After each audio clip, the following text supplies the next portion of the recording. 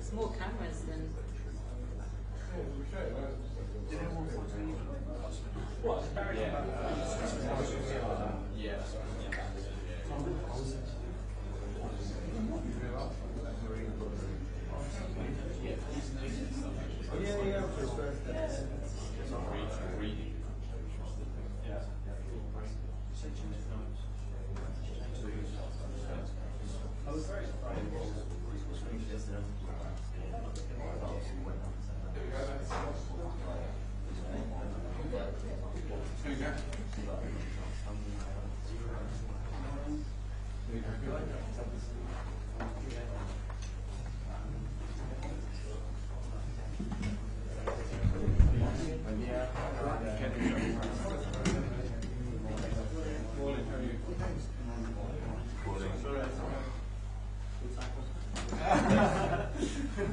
We're just recreating it.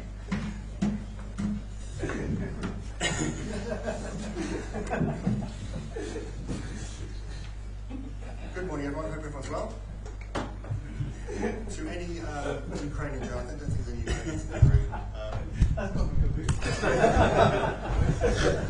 Try that again. See if they are changing the decision.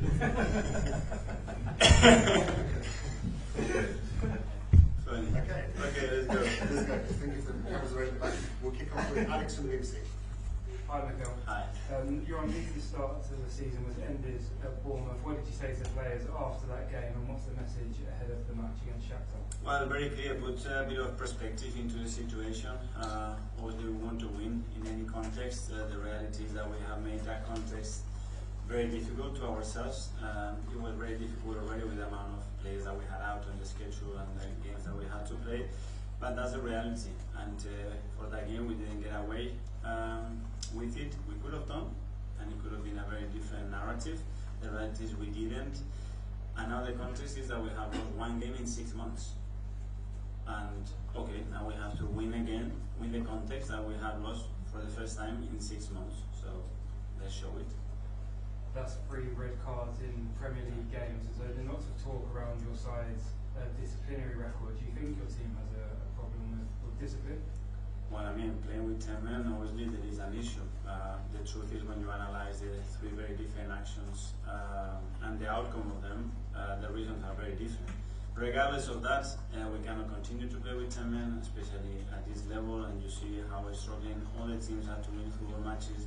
When you want to do it against 10 men for 65 minutes, the task becomes impossible. So we need to eradicate that. It's clear why, the reason, and how. It doesn't matter. We have to focus that it has to happen. You have to play without Martin Odegaard and Bukayo Saka. Are they any closer to being back and available? And if they're not, do your team have to learn how to play without them? They are closer, and they're both progressing really well. Martin is still not fit.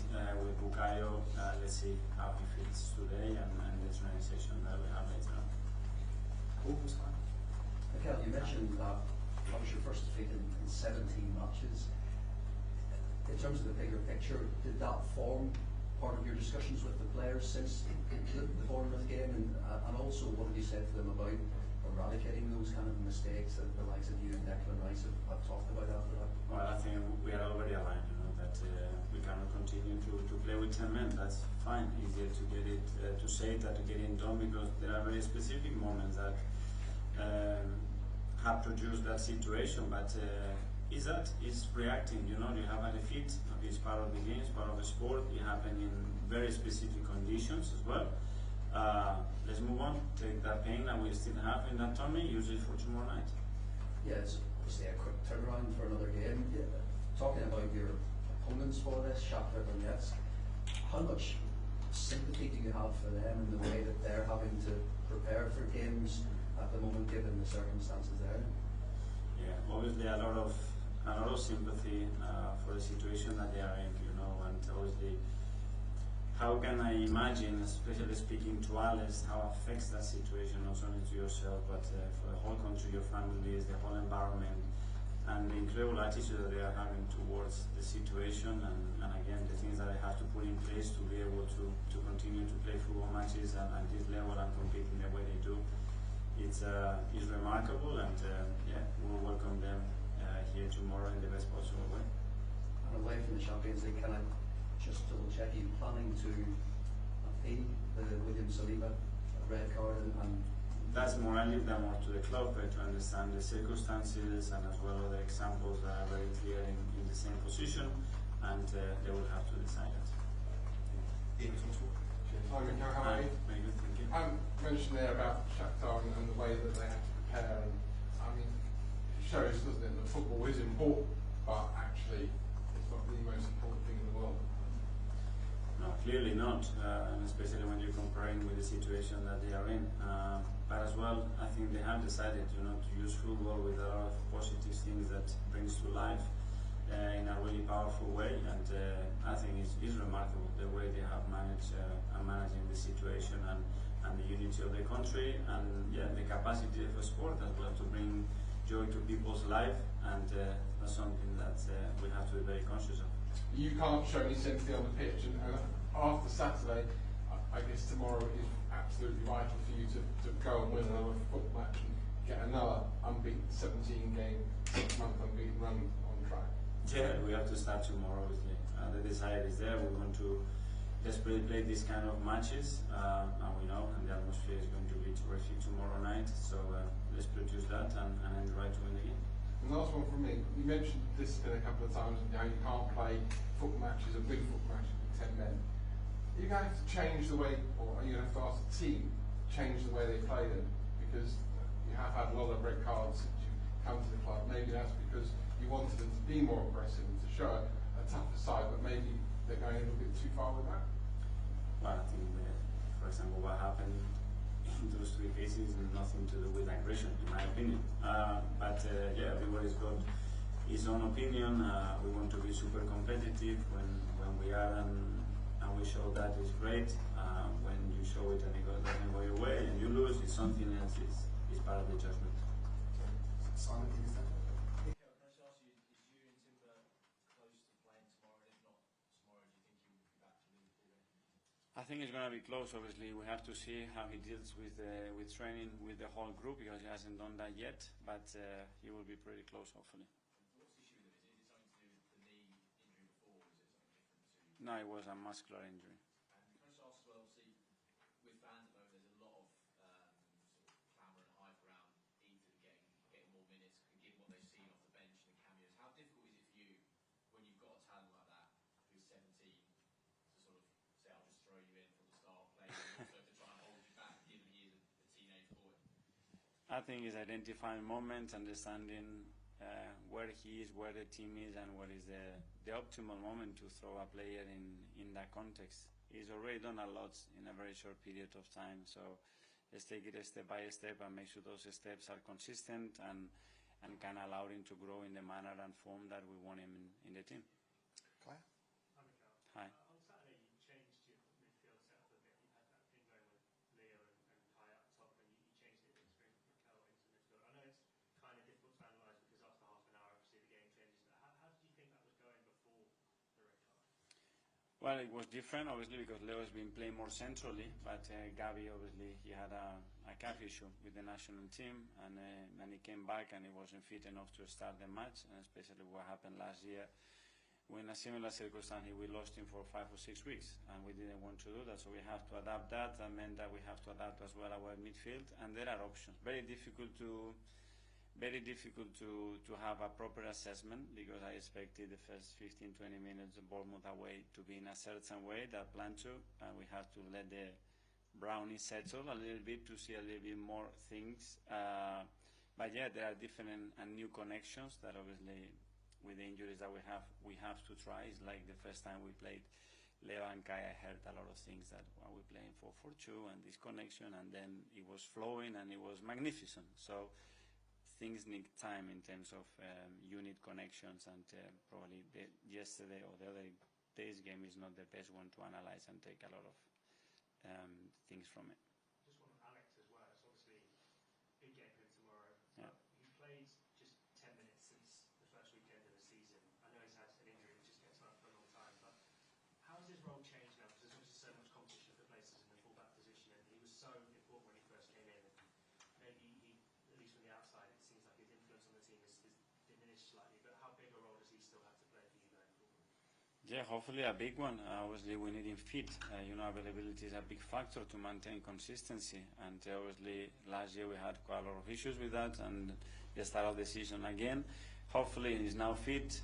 We can start to use him. He can start to impact the team in the manner that he can, which is really powerful as well. And that's what we're hoping. Awesome. Hi. I know you spoke about Jack a little bit last week. I was just wondering, I think he was joining your coaching staff in the September international break when there was, I guess, less international players around. And I was wondering, in that men's coaching setting, what you might have saw from him. Did you see anything you liked from him? Well, obviously that's a collaboration that we had, the same with Mehmet, every time that we are dealing with a lot of academy players, and he was involved. He's been great in everything, in terms of supporting the first team, in terms of bringing ideas, in terms of collaborating with anything that we wanted. I know him. We play together. We have a good relationship, and yeah, let's see. And in terms of, I guess, coaching first team players and academy players, is the skill set a little bit different? What you might need to give to an 18-year-old compared to a 25, 26, 27-year-old? Yeah, but every player is different at the end, and every nationality and the education and culture that each of them have is different. But Jack is very experienced because he's played in the game for such a long time. So you have to have that skill as well to connect with your teammates and with your coaches. And they are all different ages, different backgrounds, different nationalities, and I think that's a big strength of him. Okay, guys, that finishes the live section. We'll now go to 10:30 tonight. We'll kick off with John. Hello, Mikel. Hi. Just go back to discipline, just briefly. Since you've been managers, you've had 18 red cards. Do you recognise that within your team? And is there a need to speak to the players? Is it something you can address with the players? Is it a focus, or as you say, all three this season, there's been question marks over all three. So I guess this wins both ways.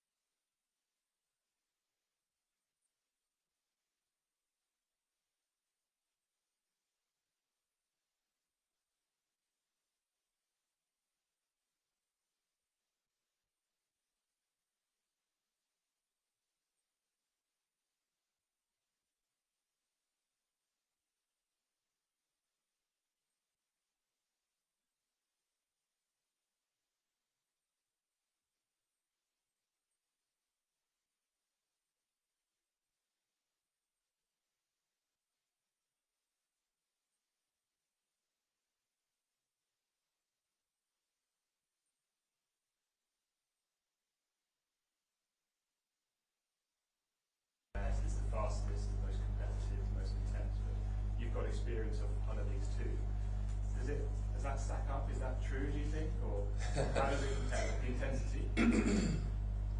Well, I don't want to talk bad about other leagues or about this league, but every league has its differences.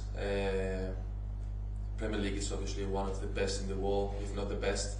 The quality of the players, the pace, the rhythm, the atmosphere, everything is just out of this world.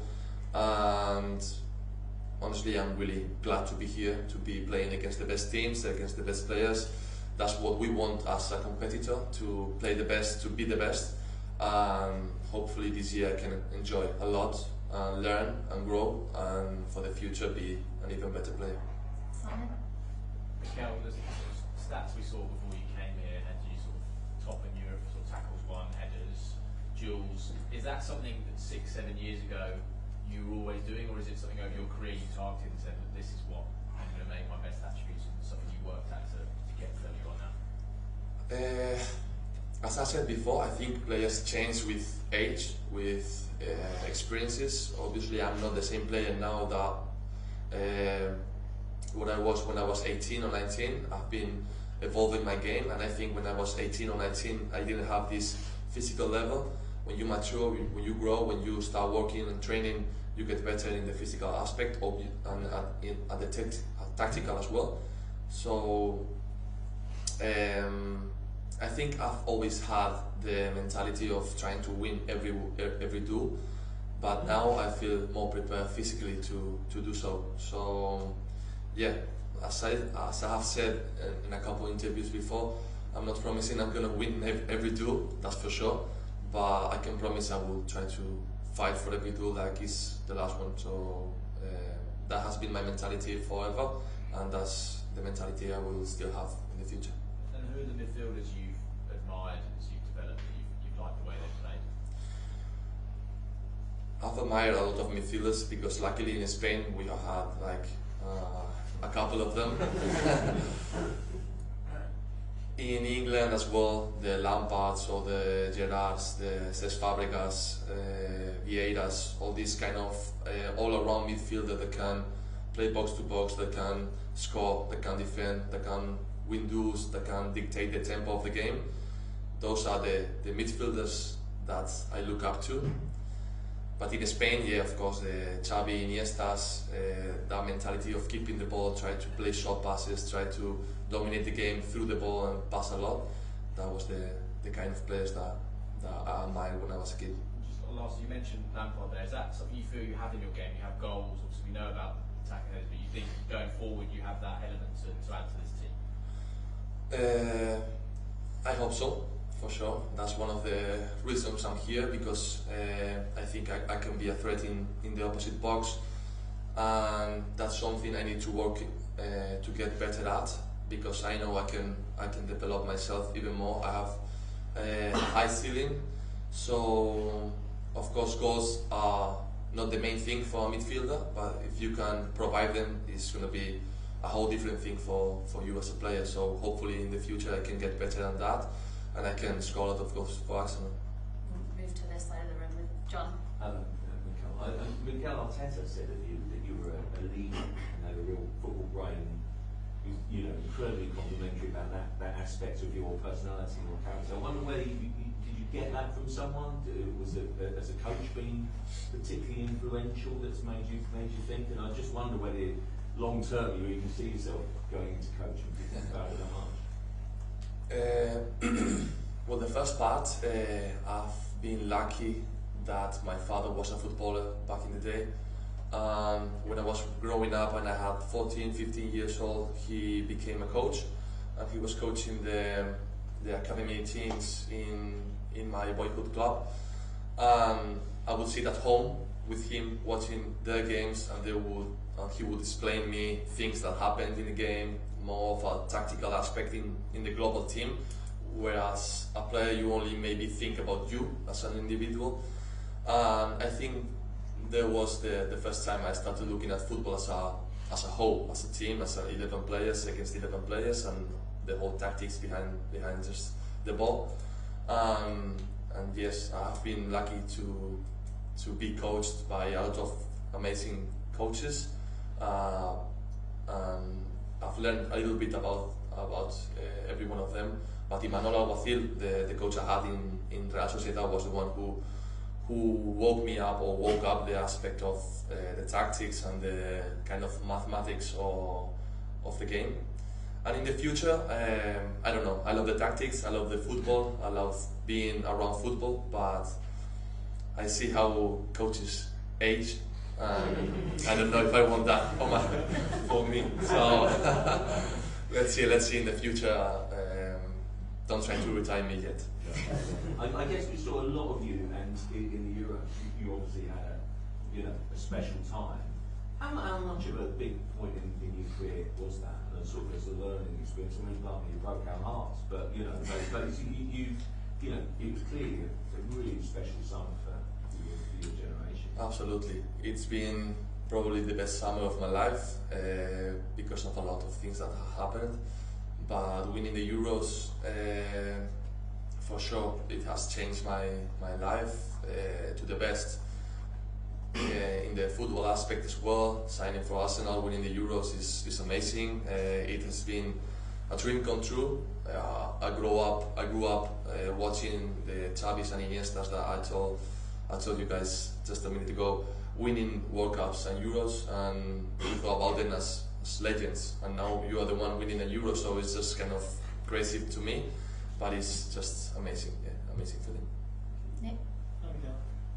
I don't know whether you saw, but last week, FIFA, the Players Union, led a legal complaint against FIFA about the global matchday calendar and basically the number of games you guys are playing. They took legal action about it. And I thought, given that we're about to play a Champions League game in this big expanded new competition where there are at least 2 more games for you guys, maybe 4, I wonder whether you thought that's the only option now, to take drastic action to ensure that you guys are protected and not playing too many games. Wow.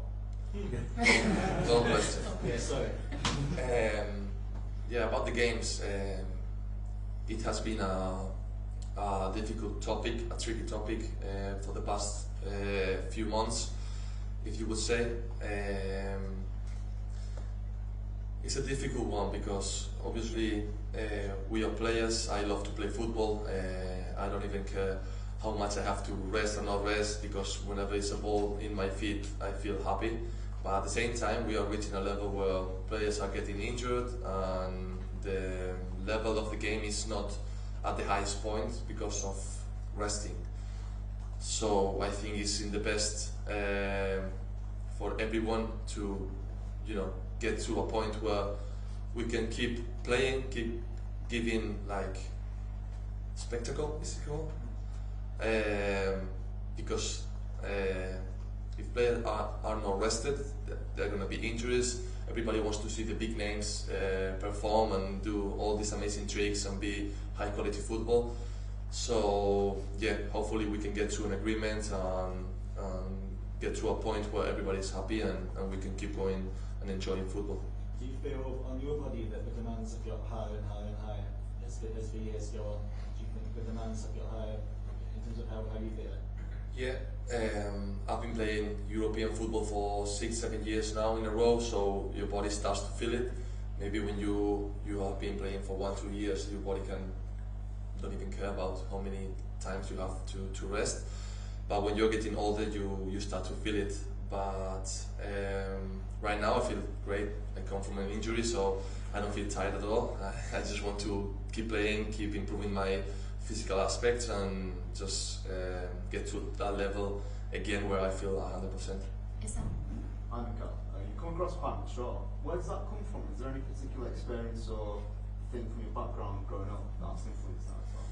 Yes, as I said before, the fact that my father was a footballer back in the day helped me a lot because he could give me a lot of clues or tips about how football life works, and at the same time I went out away from home really young. I went to Germany, then to England, back to Spain, now I move again, and those are experiences where you learn, when you are forced to learn because you are 18 years old, you don't have your mother anymore to cook for you, so you have to wake up and start doing things by yourself, learn new languages, try to perfect your English, your German, and that's what I think makes you wake up and try to mature. Your fellow Spaniard David Raya has had an unbelievable start to the season in goal. What have you made of his performances, and could you envisage that spike in the performances? Yeah, David is an amazing goalkeeper, an amazing guy. He has had an amazing season last year. He has started in amazing form this year. That talks a lot about how strong he is mentally, and of course how hard he works physically. He's always pushing himself. I am lucky enough to play with him in the national team as well. You can see him performing really good there. He's always working hard even when he's not playing. So yeah, that's just a good example for everyone for what we should do. Just keep working, keep trying to push ourselves even if we are in a good position. So yeah, hopefully we can all learn. I think everybody has the same mentality as him, and we can start getting better performances. Last couple was up, Jordan. Hi Mikel. In the past, Arsenal have been criticised for not being physical enough or maybe being a bit weak. But now Mikel Arteta has built this team of giants. I mean, and you're one of them. Just how much does it make a difference when you're in that tunnel and you're lining up with your teammates and you're all 6 foot plus and if you look down at the opposition? Is it something that a team needs? Yeah, sometimes it's crazy, I tell you, because I am in the corridors or in the training ground just walking, and back in my old club I used to be one of the tallest, so everybody was smaller than me, and now I look around and everybody's taller than me, so it's just, we look like a basketball team now. But yeah, I mean, football now is just changed, and now you need a strong team. Physicality is key. We need to be the most complete team possible. You need the physical aspect, the technical aspect, the tactical one. You need to be a total team if you want to achieve big things, as we do. So yeah, it's not only about being tall and big. It's always, as I said before, the mentality. If you're big but you don't go with the 100% of your intention to win the ball, it's just nothing. So the main thing is the mentality, and I think that we have that. And we're at that size, you can then win set pieces and you can score from set pieces, and you must have seen that in training already. Just how good is this Arsenal team in terms of even in training, scoring from set pieces, and just how much work goes into it that you've seen already? Into set pieces or in general? Just set pieces and corners. Yeah, it's something that, as I said before, football is evolving, and set pieces is something that is evolving too. Everybody is paying a lot of attention to set pieces because it's a big part of the game, and you can win or lose a lot of games because of that. And here we try to train it a lot. We have the good staff members, we have the good players to do that, the physical advantage, is something that if you try to get 100% out of it, you can win a lot of games. Last two, and with that, and then Kaya. Hi Mikel. I was just wanting to ask about your time with Martin Odegaard at Real Sociedad, and what you remember of the young man that you were with. Could you envisage him becoming a captain of a team like Arsenal, and also how you guys kind of played together in midfield? It has been a long journey for him and for me. That finishes now playing together again. We played, I don't even know, maybe 4, 5, 6 years ago, and I saw him as this really talented kid that was just magic on the number 10 position. He made my job really easy because he's the one who moves really good on the pockets, and he turns, he plays quick. Me as a number 8 back in the day, I used to find him a lot, and he used to make my passes better. So yeah, it's amazing how he has evolved, how he has developed. Now he's a grown man. He's now the captain, the leader of this club, and you can see the maturity in his voice, in his acts, how he talks to people, how he behaves on the pitch. That's great to be back with him again, and hopefully we can keep building up that relationship, that connection that we have. And lastly with Kaya. Obviously, you have to wait a while and be patient to let your Arsenal in. It feels like maybe that's a bit of a theme in your career, in the sense that you went to Germany and stayed early on, you had to maybe wait to get your chances at Newcastle, and then Sociedad, it took a little while, and then in the summer it took ages for this bid to be completed. Do you think that's made you more hungry, and do you think that's helped you throughout your career, having that patience, and then right now, has it made you more hungry to achieve with Arsenal? I don't think it has made me more hungry, because I've always have that hunger to achieve goals, to win or not to lose. Call it whatever. I'm a really bad loser. I don't like losing at anything. So the hunger has always been there, and now I am surrounded by people that has the same hunger, that want to win at all costs, that want to not only win but do it in the best way possible. And that's something that motivates me, that's something that gives me the belief that we can do it, we can win big things. There's a long way to go still, but I think we have the capacities, and we have the players, the mentality, and I'm really happy to be around people that feel the same way as I do. Cool, we'll end it there. Thanks guys. Thank you. Thank you. I was about to say, you're in your I was getting tired at the end. My brain was not working anymore. No, that will confirm. It's way better than mine. It's way better. Thank you. Thank you guys. Thank you guys. Thanks so much. See you all tomorrow. Good luck for the rest of the season. Thank you. Thank you very much. Your Spanish not bad. Gracias. We need to start practicing together.